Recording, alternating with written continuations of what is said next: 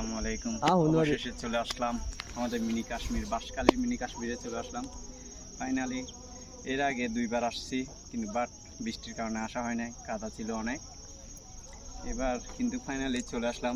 Miss করব বন্ধু সাইম সহ আমরা 6-7 জন আসছিলাম, বাট তখন কিন্তু প্রচুর কাদা থাকার কারণে আসতে পারলাম না।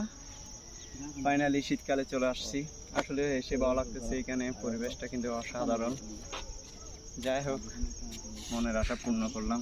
আজকেও 6-7 জনের প্রোগ্রাম ছিল, বাট আস্তে আস্তে চলে আসছে আমি আর আমার বন্ধু গিয়াস, দুইজন।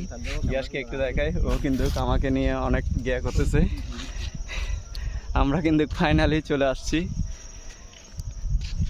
এটা হচ্ছে মিনি কাশ্মীর, একদম অনেক উঁচু পাহাড়। পরিবেশটা কিন্তু অনেক সুন্দর।